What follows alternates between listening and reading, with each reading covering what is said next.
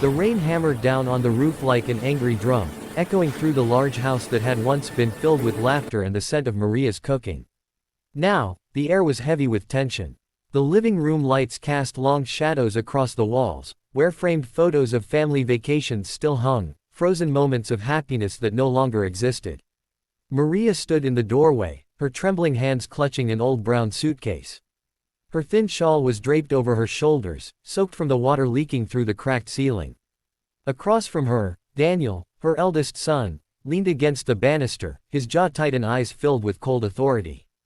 "Mom," he said, his voice low but cutting, "we can't keep doing this. You're behind on bills, and we're trying to move forward. Dad's will gave the house to us, not to you." Maria blinked, as if she hadn't heard him right. "To you, Daniel, this house is where you were born. I built every corner of it with your father. You think I don't have a right to stay?" Emily, her daughter, sighed loudly from the couch. Her perfectly styled hair and expensive clothes made her look more like a guest than family. "Mom, stop being dramatic. You had your time. We just want to make changes. You could rent a small apartment somewhere, maybe closer to town." Maria stared at her daughter, the girl she had once held through fevers and nightmares. "An apartment? I can barely afford groceries since your father passed. You know that." Emily avoided her gaze. Daniel looked away, pretending to check his phone. The silence was louder than thunder. "Please," Maria whispered, her voice cracking. "Don't do this. Not like this." Daniel's face hardened. "We've made our decision. You have until morning." The words hit her like a blow to the chest. She felt her breath catch, her knees weak beneath her. "Daniel, Emily, I am your mother." Emily stood and walked toward the door, unwilling to meet her mother's pleading eyes. "We'll send your things later," she said softly, but there was no warmth in her tone. The door opened, and the cold wind rushed in, carrying the scent of wet earth and loss. Maria turned one last time, her eyes sweeping over the house, the family portraits, the worn furniture, the piano she used to play lullabies on. Everything seemed smaller now, emptier, lifeless. She stepped outside. The door slammed behind her with a final, echoing thud. The rain instantly soaked her clothes, plastering her gray hair to her face. She stood there for a moment, suitcase in hand, as the water pooled around her feet. A flash of lightning illuminated the house, her home, and she whispered a quiet prayer under her breath. Then she began to walk, one step after another, down the dark, rain-slick street. With every step, the past faded behind her, and the unknown loomed ahead. Her tears mixed with the rain, but in the storm's roar, no one could tell the difference. Maria wandered through the rain-soaked streets, her shoes squelching with every step. The town seemed emptier than she remembered, the sidewalks slick and reflective, mirroring the gray sky above. She hugged her shawl tighter around her shoulders, but it offered little warmth against the relentless downpour. Every street lamp she passed flickered, casting brief, wavering shadows on her path, as if the world itself were uncertain about her presence. Eventually, she stumbled upon a small church on the outskirts of town. Its wooden doors were worn but sturdy, the faint glow of lanterns inside promising refuge. Hesitation clutched her chest. She wasn't used to asking for help, but exhaustion and cold left her no choice. She pushed the door open and was immediately greeted by the rich scent of burning candles mixed with the faint aroma of old wood and incense. A kind-faced priest emerged from behind the altar, his robe damp from the rain he must have been tending outside. "My child, come in," he said gently, holding out a hand. "You're soaked. Sit by the fire, I'll bring you something warm." Maria nodded silently, too drained to speak. She sank into a wooden chair near the hearth, feeling the first hint of relief as warmth began to seep into her chilled bones. Father Thomas returned with a steaming cup of tea, placing it carefully on the table before her. "Drink slowly," he advised. "You've been through a storm, not just outside." She lifted the cup with trembling hands and sipped. The warmth spread through her chest, unblocking the tears she had been holding back. Memories of the children she had raised, the laughter that once echoed through her house, and the betrayal that had thrown her into this storm all swirled together. Over the next few days, Maria returned to the church, helping wherever she could. She washed dishes in the kitchen, served meals to the homeless, and tended to small repairs around the building. The townspeople, initially wary of the quiet woman who had appeared in the rain, gradually grew to love her gentle nature.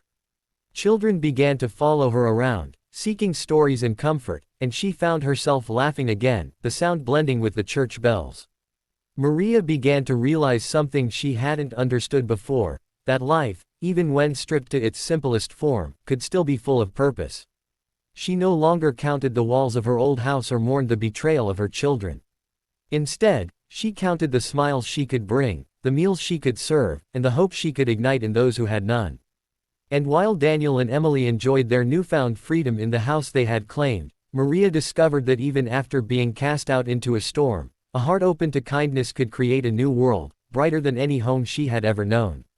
Her days at the church became a rhythm of giving and healing, and slowly, the town began whispering her name, not as a woman cast aside, but as a beacon of hope. Mama Maria, they called her, and in their voices, she finally heard acceptance, respect, and love again. Daniel and Emily threw themselves into their new life with a sense of triumph.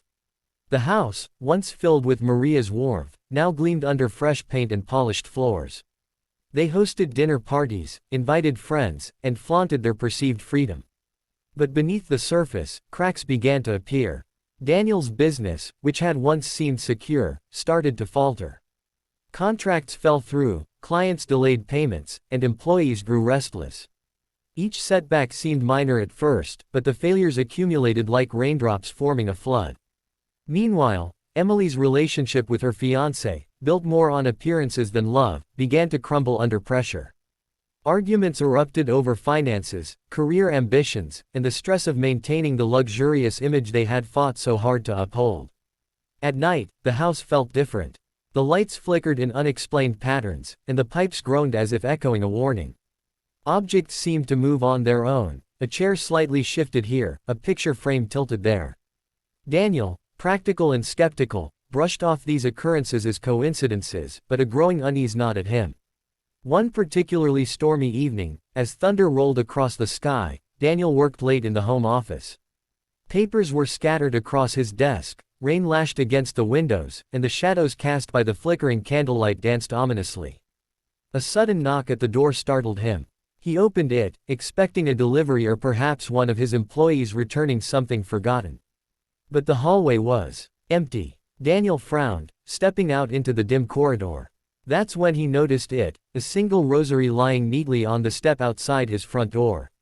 His chest tightened. That was his mother's rosary, the one she used to pray with every night when he was a child. A cold chill ran down his spine. He picked it up, feeling the familiar smooth beads in his hand, and a wave of guilt and fear washed over him. He had thrown the woman who had raised him into the storm, yet somehow, in her absence, her presence still lingered. Emily, hearing the commotion, rushed to his side. Her eyes widened when she saw the rosary. "Daniel, it's her," she whispered, voice trembling. She's still watching over us." Neither of them slept that night. The storm outside mirrored the turmoil within them. For the first time, they felt the weight of what they had done, the betrayal they had committed against their own mother. And deep down, both knew that the consequences of their actions were only beginning to unfold. The house, once a symbol of their victory, now felt like a cage, a reminder that they had underestimated the strength of the woman they had cast aside. Months passed, and Maria's life at the church had become a steady rhythm of purpose and connection. She woke each morning to the soft light filtering through the stained glass windows, the scent of incense and fresh bread filling the air. Children ran to her as soon as they arrived, eager for stories, lessons, or simply the comfort of her smile. The poor and homeless she helped began to call her by name, bringing small gifts of gratitude, a knitted scarf, a loaf of bread, or flowers picked from nearby fields. She discovered a strength she hadn't realized she possessed. The pain of rejection slowly transformed into resilience, and the sense of betrayal faded, replaced by a deep compassion. Maria's reputation as a healer and caregiver spread beyond the church walls. People from neighboring towns began to arrive seeking her guidance, her comforting presence, or simply to share in the warmth she radiated. One afternoon, as she sorted through donated clothes in the small attic of the church, a sleek black car pulled up in the gravel lot outside. Maria glanced through the window and saw two familiar figures stepping out.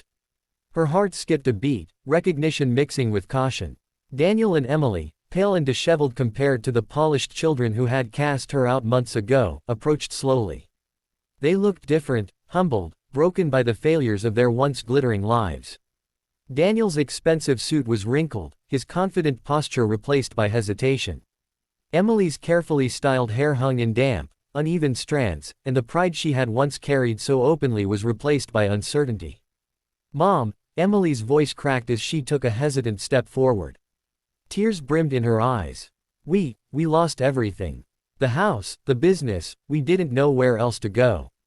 Maria studied them silently. Her chest ached, memories of the stormy night when they had thrown her out flooding back, but she didn't let anger control her.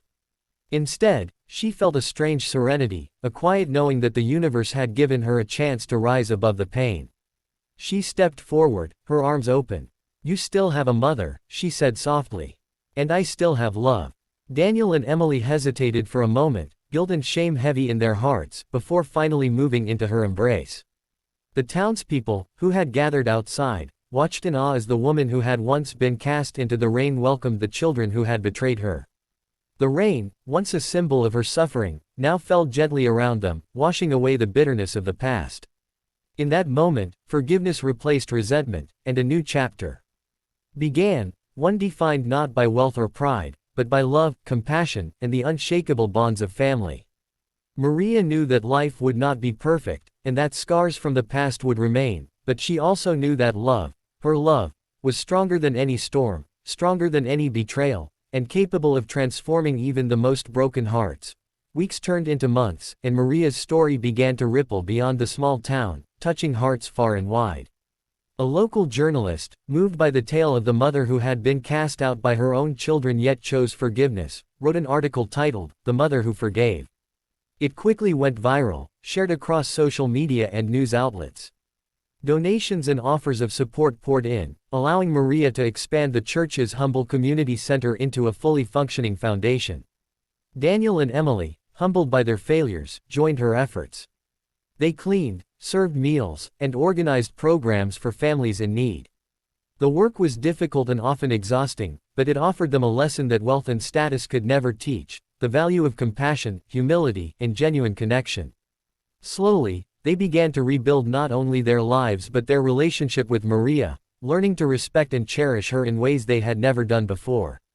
One evening, as the sun dipped below the horizon and painted the sky in shades of gold and crimson, Maria stepped outside the foundation's newly built playground. Children's laughter rang through the air as they ran and played, their joy spilling into the streets. Father Thomas joined her quietly, watching the scene with admiration. "You turned your pain into grace," he said softly. Maria smiled, her eyes following a group of children chasing after a ball. "Rain doesn't destroy," she said, her voice calm and certain. "It washes away what no longer belongs. Sometimes, even hearts need a storm to be clean again." Daniel approached her, now no longer the arrogant man who had thrown her out but a son who had truly learned the weight of love and forgiveness. "Mom, I don't think we can ever fully repay you," he admitted, his voice tinged with emotion. Maria shook her head, placing a hand on his shoulder. "Love doesn't keep score, Daniel. It heals, it teaches, and it grows. That's all I ever wanted for you."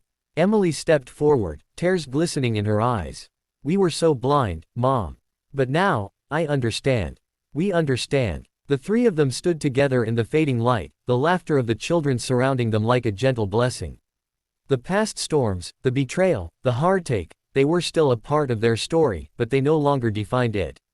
Maria had transformed tragedy into hope, betrayal into forgiveness, and loss into purpose. Her life had become a testament to resilience, love, and the extraordinary power of the human heart. And as the last rays of sunlight disappeared behind the horizon, she knew that, no matter what storms might come, her heart, and her family, would always find a way to shine again.